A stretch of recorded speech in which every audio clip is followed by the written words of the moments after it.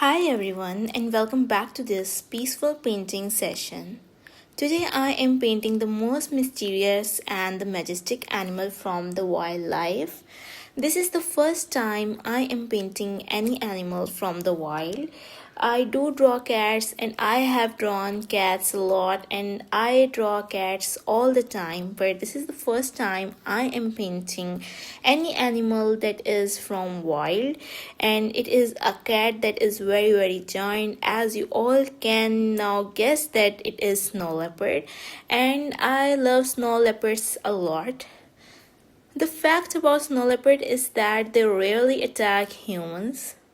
It is basically because of their avoidant personality that they do need food and they do attack other animals, but they rarely show aggression towards the human. Whenever they see any human approaching them, they just simply run away. And this is the reason they are known as the ghost of the mountains, because it is very hard to know that where they are right now, and also they are very shy and elusive. These all facts make snow leopard a very nice animal to the human beings, and this is the reason why I am drawing it today, that I resonate with their personality a lot, and they are present in the mountains that are covered with snow, and they are present in countries that are located in the Central Asia. Now a lot from their facts. Now let's move forward and talk about watercolors, and let's have a look of some techniques that we can apply for our watercolors and how watercolor medium is different from the other medium. One thing about watercolor is that everything you do for watercolor is needed to be calculated. Everything is already planned. You have to plan everything in your mind, that where and when you are going to apply the stroke and what is your palette consist of. And one thing about watercolor is that watercolor is a medium that required a lot of water. So the ideal paper for watercolor is the one that is 100% cotton. Now there is one trouble in this.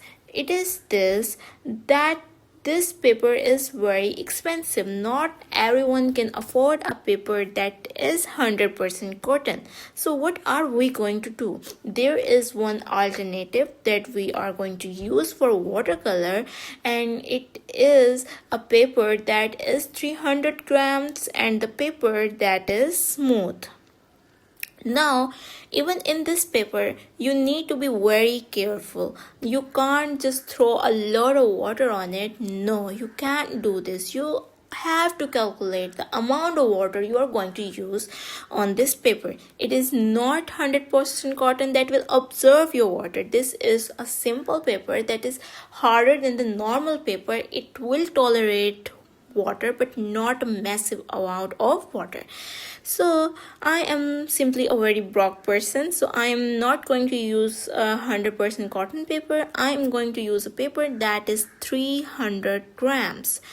Now, as you all can see that my painting is proceeding, I'm going to give you a few tips related to the palette that I am using in this painting and the brush that will be ideal for this type of painting.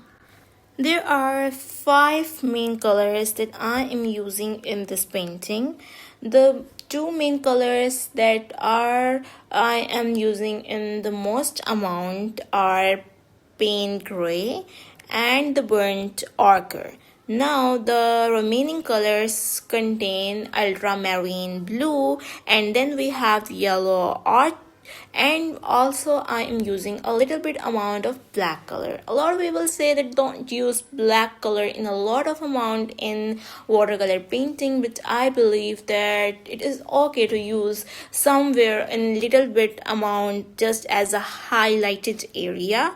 So yes, now the main thing about the brush is that for always drawing something that is hairy, you need a brush that is extremely thin, that is very tiny. And I am using a brush that is small, that is thin. But if you have a brush that is more thin than this brush, you can absolutely use that. It would be more ideal. I use the one that was available to me at the moment. Also, the brush that I am using is extremely cheap. It is ideal for watercolor to use the brush that is not that much cheap. Having a brush from a good company will always save your time, and it will always make your drawing look more better. But then again, I'm using the one that is available to me at the moment in my own budget. And if your budget is also tight, you can absolutely use the brush that is cheap, but at the same time make sure that it is thin. Now we will add one stroke of the hair and then other. In this way we will build the momentum, and we will keep adding hair until our painting, our fur look more 3D and more realistic, like the one of the snow leopard we have in the real life.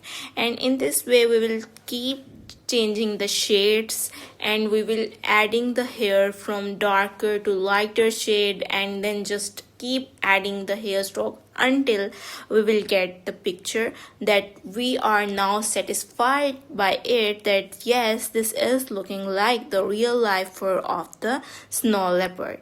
So these are the techniques I could give you all, and I do hope that in the further videos I could explain more about watercolors. Since I am also learning about watercolors every day, it would be such an honor to tell you all about all the tips I learned and then pass it to you guys. So if you like this video, please make sure to leave a like and the comment, and also please try to stay connected with my page. I would love to upload more videos related to watercolors, since I love watercolors so much and I love to draw a lot. So it would be so much fun to draw all the paintings together. Thank you so much.